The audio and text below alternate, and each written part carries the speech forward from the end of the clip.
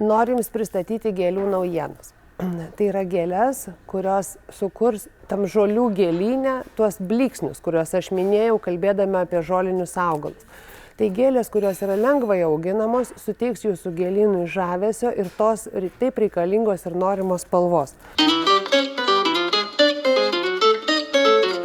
Savo rankose aš turiu tokias rausvus atspalvius, kurie suteiks to išskirtinio žavesio Jūsų gėlynams ir padarys jį tokį išskirtinį ir nenuobodų. O gėlės išties labai paprastos, labai plačiai augintos prieš keletą metų, dabar sugrįžtančios ir džiuginančios mus savo gausių žydėjimų ir lengvo auginimu.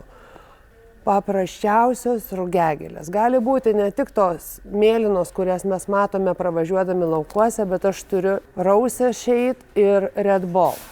Rugiagėlės rausvai žiedais ir tokiais tamsiai bordos spalvos žiedais, lengvai auginamos vienmetės gėlės. Ir kaip aš ir juokauju, kai kurios vienmetės yra tokios gražios ir tokios įkyrios, kad pasėjus vienais metais jų neišnaikinsit daug metų. Tai jeigu leisite rugiagėlėm peržydėti ir išbarstyti sėklą, tai iš gėlyno neišvysite ne vienerius metus. Ir dar tą blyksnį mums padės sukurti mūsų nauja aguona. Išskirtinė aguona Pandora pelniusi pripažinimą. Selekcininkas labai didžiuojasi sukūręs šią aguoną. Tokiais dvieiliais žiedais pabandykite auginti, išties labai graži spalva, unikali gėlė ir norite išskirtinumo savo gėlyne, jums tikrai verta turėti aguonas.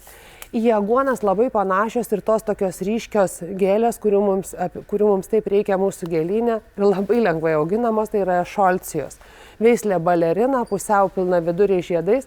Yra gerokai žiedai mažesni nei aguonas, bet augalas žydi taip gausiai, kad žiedas keičia žiedą. Pavadinčiau tokį pusiau kiliminių augalų. Ir mano pati mėgstamiausia gėlė tai yra dygiosios kleomės. Pabandykite auginti kleomių. Tas, kas dar neaugino, tai yra labai unikalus išskirtinis žiedas, labai ilgas žydėjimas, labai smagus augalas, netinka skinimui, bet gėlyne atrodo nepakartojamai.